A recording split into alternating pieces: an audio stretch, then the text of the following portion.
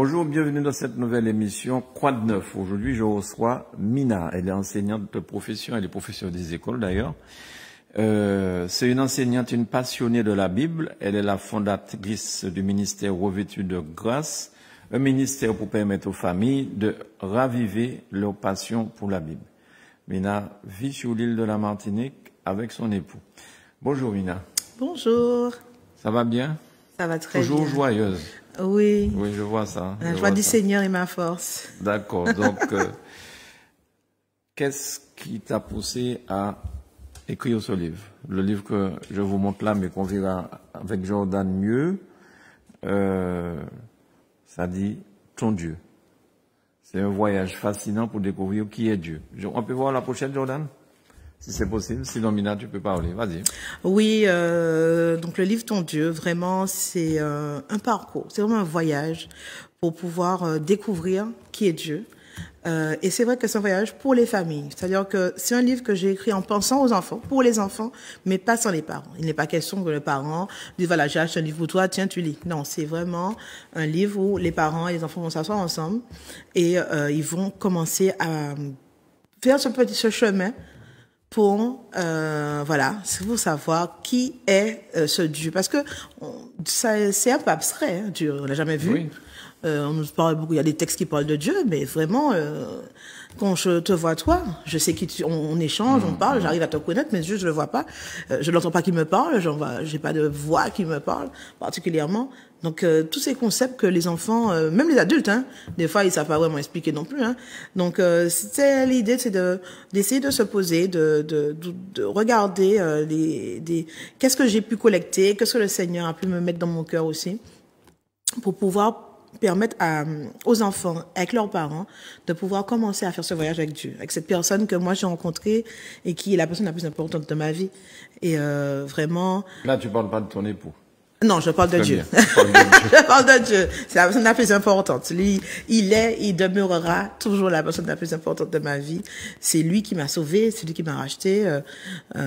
Donc, quand on fait cette rencontre avec cette personne et qu'on découvre ce trésor, on a envie de le partager. Je dis souvent aux gens, quand vous êtes supporter d'une équipe, vous avez découvert un produit, forcément, vous avez qu'une envie, c'est de dire à quelqu'un, j'ai découvert ça, tu veux, voilà comment ça marche, voici ça.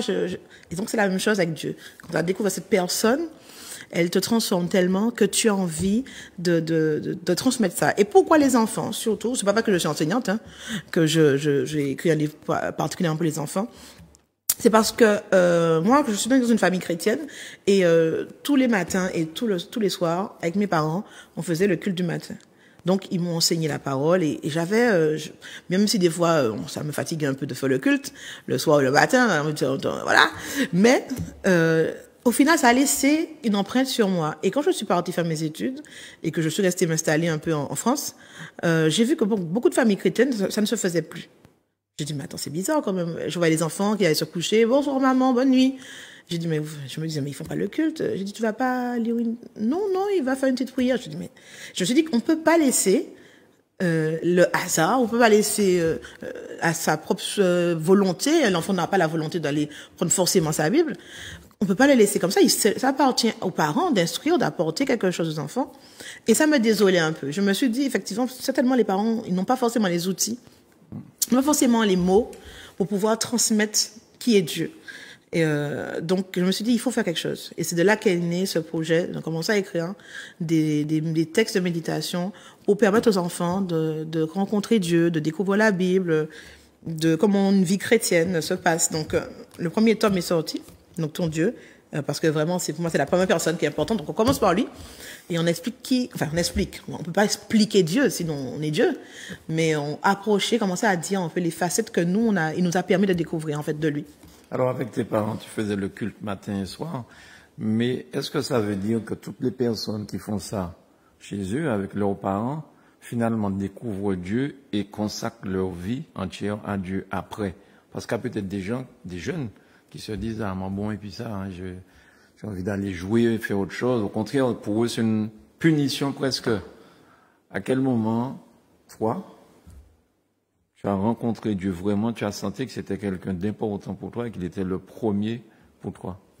Alors, j'ai l'impression que souvent, dans notre parcours chrétien, on a plusieurs temps de rencontre avec Dieu. Parce que à chaque âge vient une maturité différente. C'est vrai. Et c'est vrai que quand on est petit, on va rencontrer Dieu dans les histoires de la Bible et puis on va aimer Dieu d'un cœur d'enfant. On va dire, ah, Jésus, il est bien. Voilà, on l'aime. On n'a pas encore rencontré tout de lui, mais on va avoir ce petit élan. Et c'est vrai que des choses de la vie vont arriver. Ben, on peut s'éloigner. On peut s'éloigner, même en ayant fait le culte le matin, le soir, même toute la journée. Hein, on peut s'éloigner parce que on est dans une pression qui fait que on va vouloir vivre, te dire, ce côté rébellion, de se dire, mais j'ai envie de vivre autre chose. Est-ce qu'il n'y a pas autre chose? Est-ce que c'est forcément ce qu'on m'a montré qui est la solution? Il y a peut-être ailleurs, puisque on voit d'autres choses qui se passent ailleurs. Donc, peut-être que c'est les autres qui ont la solution. Donc, on va peut-être tenter. Et puis, en grandissant, on va commencer à vivre d'autres choses et Dieu va nous interpeller encore d'une autre manière. Et je pense que c'est ça, en fait. C'est pas une garantie, mais en tout cas, c'est une semence qui a été plantée. Et dans le cœur qui a été planté dans mon cœur. Tu parles du culte avec les parents. Du culte avec mes parents, de ce temps d'échange, parce que le culte c'était on chantait, on lisait la Bible, on apprenait des versets. Ma mère tenait à ce qu'on apprenait, elle aimait beaucoup les proverbes, donc elle nous faisait apprendre des proverbes chaque matin, chaque soir. On restait par une semaine sur un proverbe, il fallait le reconnaître par cœur. Et c'est vrai que moi, mon moment, c'est saoulant, elle me fatigue là, mais au final, 10 ans, 20 ans, je connais ce proverbe toujours. C'est encore, et dans des moments où je vais vivre quelque chose, ça va revenir.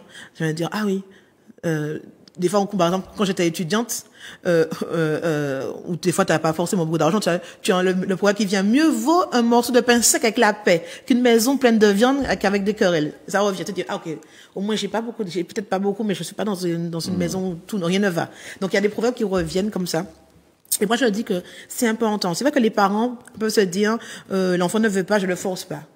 Mais ça appartient aux parents d'apporter l'instruction. Et la Bible dit, instruis l'enfant dès son jeune âge. Avec le temps, il ne s'en détournera pas. Donc peut-être que des parents, ils ont mis des semences dans la vie de leur enfant, et puis l'enfant s'est éloigné, mais la parole de Dieu est vraie.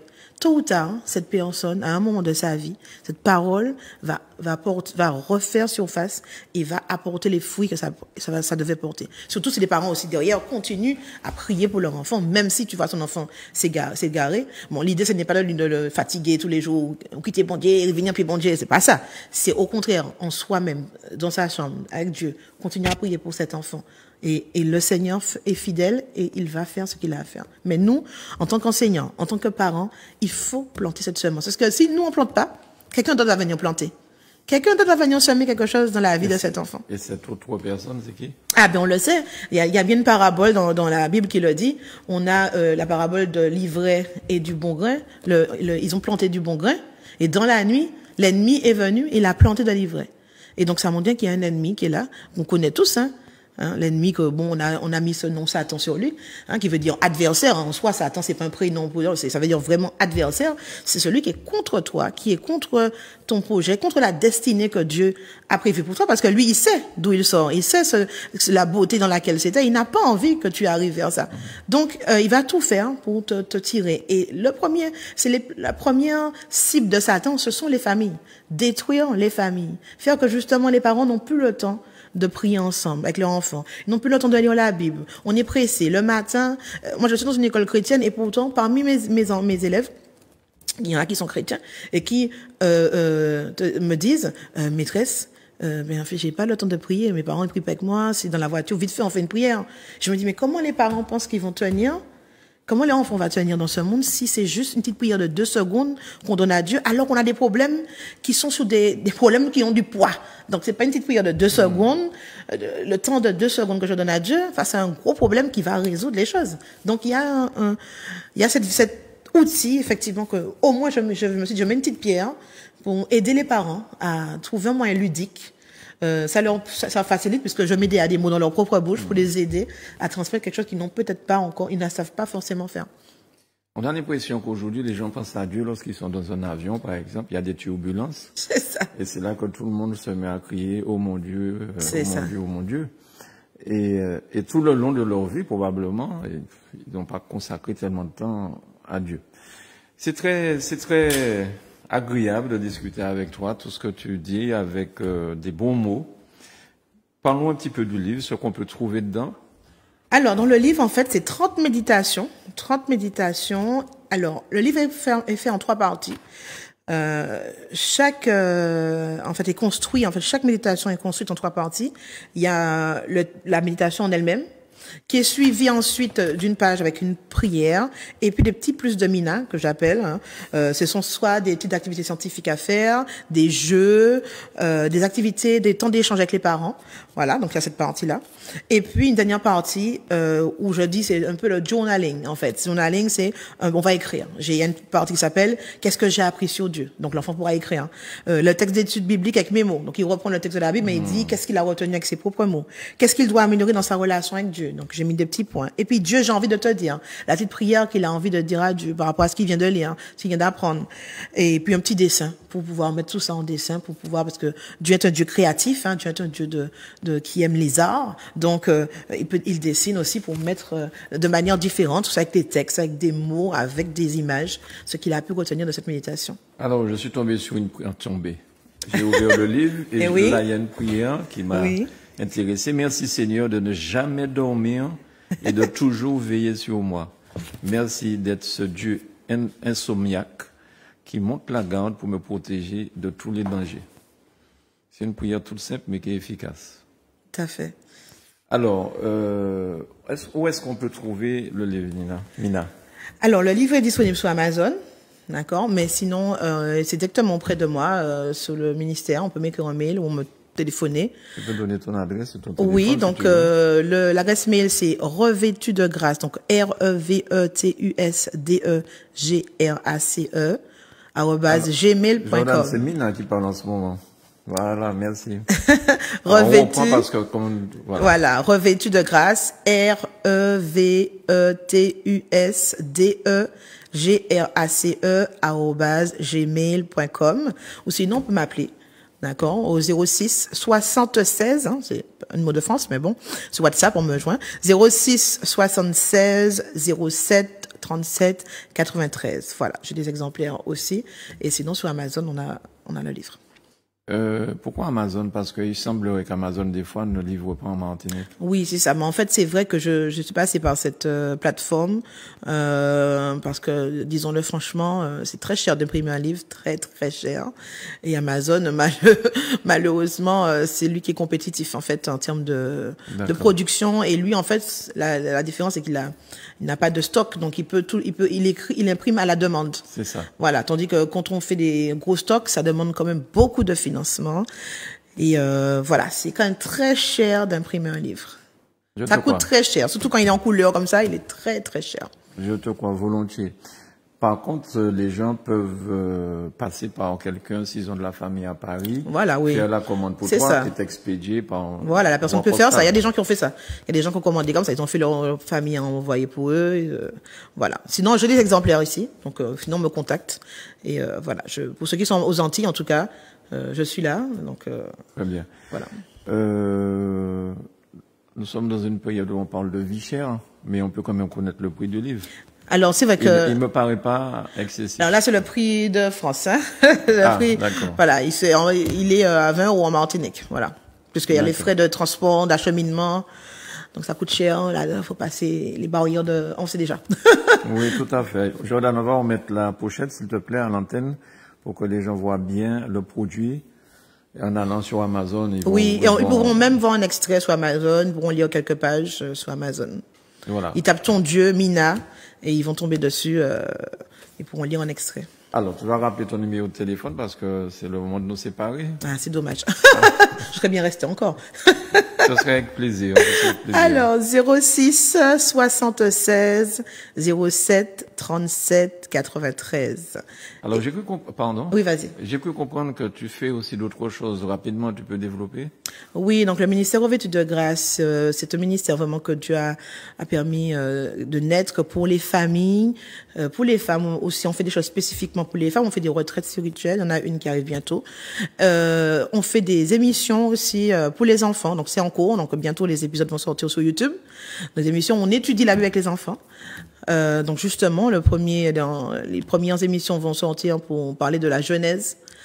Qu'est-ce que c'est? Donc voilà, avec des enfants. Il y a des enfants sur le plateau et qui vont, avec leurs propres mots, dire ce qu'ils ressentent du texte. On reste sur le texte. Et c'est que là, dans cette émission, on oublie de tout ce qu'on sait et on fait comme si on connaît rien et on découvre le texte de la Bible. Et puis, on fait des séminaires, des ateliers de cuisine avec la foi, où on mélange la foi et la cuisine. Comment découvrir par la cuisine des concepts de Dieu.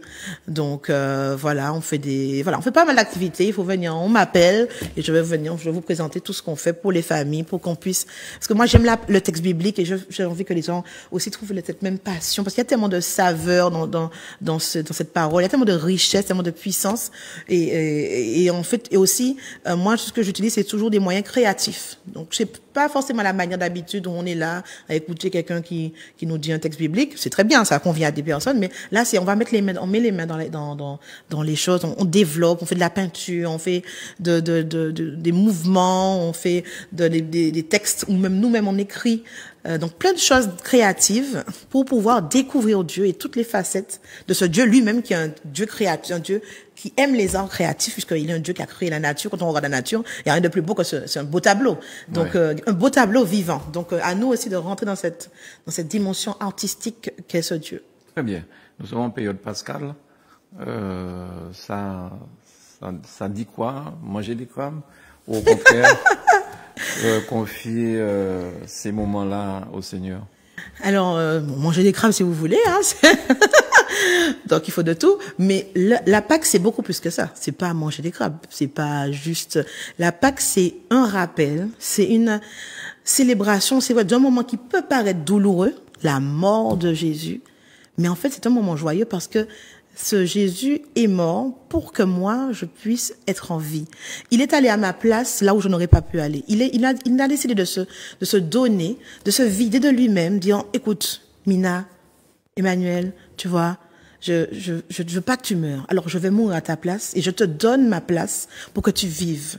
Mais fais de cette vie une mélodie. Fais de cette vie un parfum de joie. Et c'est ça la Pâque. Là c'est pas juste pleurer, se jeter par terre. Il est mort. Non, il est ressuscité. Il est ressuscité. Et en fait, il est ressuscité pour que je vive pleinement, que je vive dans la liberté, que je puisse kiffer la vie qu'il me donne en lui. Voilà, c'est ça Pâques pour moi, c'est célébrer ce Dieu d'amour qui s'est donné. Parce que il y a qu'une religion pour moi qui fait ça. C'est un Dieu qui se donne, j'ai pas vu ça dans d'autres endroits. Ça, ce Dieu-là qui décide de se vider, de se mettre à la place de ses créatures et de leur dire, moi je te laisse tout et moi je vais dans le néant et je te laisse ma place. Mais franchement, tu imagines quand même quelqu'un qui décide, un roi qui décide, je donne à mes sujets, prenez ma place, je vais vivre comme un mendiant. Prenez ma place, allez sur le trône. Et c'est ce qu'il a fait, en fait. M'élever à nouveau à la stature qu'il voulait. Parce qu'au début, quand il a créé Adam et Ève, il avait créé des petits dieux. Malheureusement, ils ont écouté quelqu'un qui les a arnaqués, qui leur a fait croire que, mais non, vous n'êtes pas des dieux, vous pouvez être des dieux. Ils ont écouté quelqu'un qui les a arnaqués et Dieu est venu justement dire, bon, on vous a trompé, mais moi, je reviens pour vous récupérer ça et vous redonner la place que je vous avais donnée. L'image, vous étiez mon image. Vous n'étiez pas juste des créatures, vous étiez mon image, vous étiez à ma ressemblance et je reviens vous chercher pour refaire ça de vous, pour que vous reveniez à votre stature. C'est passionnant de t'écouter, Mina. C'est vraiment passionnant. J'aurais bien aimé que l'émission dure beaucoup plus longtemps, malheureusement. Tu vas me réinviter, Ce sera avec plaisir. En tout cas, merci beaucoup pour ce sympathique moment. Je rappelle que tu as sorti un livre, j'ai failli dire un album, Ton Dieu. Un voyage fascinant pour découvrir qui est Dieu. Merci beaucoup, bonne journée, bonne Pâques et puis à bientôt sur Zouk Télévision. À bientôt. Merci à vous de nous avoir suivis. Je vous souhaite à vous aussi de bons moments de Pâques et puis faites comme Mina. Pensez à votre Dieu. C'est ça.